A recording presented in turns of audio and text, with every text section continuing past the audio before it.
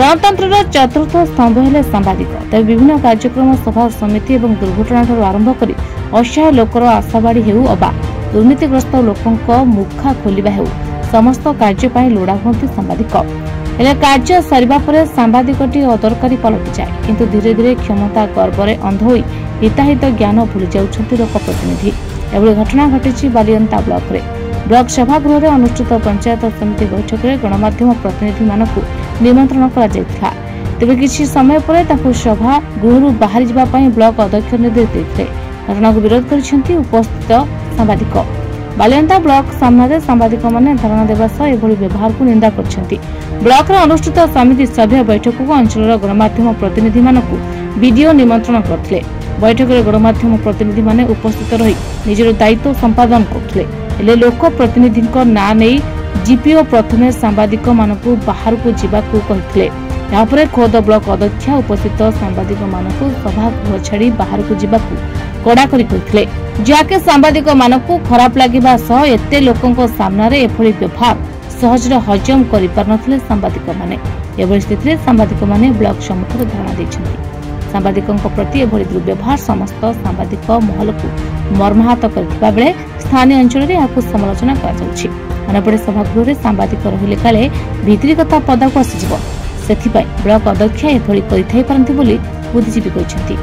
देखंतु काली ठारू बालियंता ब्लॉक रो समस्त कार्यरत सांबादिक माने पंचायत समिति बालियंता कार्यालय आगे धारणारत अछि। ये कथा को जिला प्रशासन, राज्य प्रशासन एवं ब्लॉक प्रशासन जेते गंभीरतार सहित नेबा कथा वर्तमान सुधा नै नाहंती।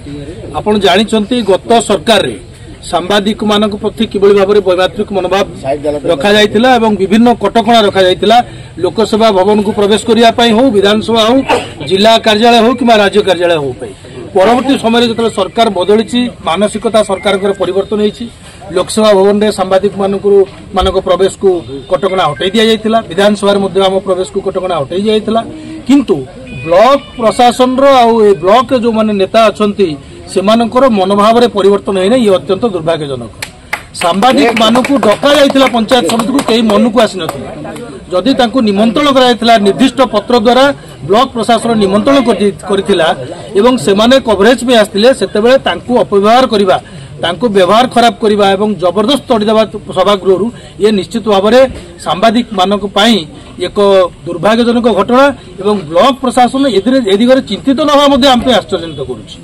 मु सांबादिक संघर राज्य सभापति हिसाब से आज मोर नैतिक समर्थन मु ब्लॉक कार्यरत समस्त सांबादिक बंधु मानक साथी मानक पाखु आनिक देछि एवं एकथा मध्ये घोषणा करूछि, जदि ब्लॉक प्रशासन, राज्य सरकार, जिला प्रशासन ये दिगरे दृढ़ कार्यानुष्ठान ग्रहण न करंती, सांबादिक माने किबळी धारणारतरु विरत रहिबे, ए दिगरे समानकर आसिक ए जगह पहुंची तांको न बुझाई पारंती, ताले आगामी दिन रे जदि ब्लॉक प्रेस बंधु माने चाहिए समग्र राज्य रे ये आंदोलन को तीव्रतर कर कथा दूची मालकानगिरी ठार आरंभ कर मयूरभंज पर्यंत प्रत्येक जिले में यार प्रतिवाद दृढ़ प्रतिवाद करा सांबादिक मानक जो भाव में अन्याय कर प्रति व्यवहार खराब कर ब्लॉक प्रशासन पक्षर तेणु ये दिगरे दृढ़ भाव में आम समग्र राज्य में विभिन्न जिले में प्रतिवाद जारी रखी। यह बड़ लज्जादायक दुखदायक निंदनीय घटना जे सांबादिक बंधु मान को डाकिक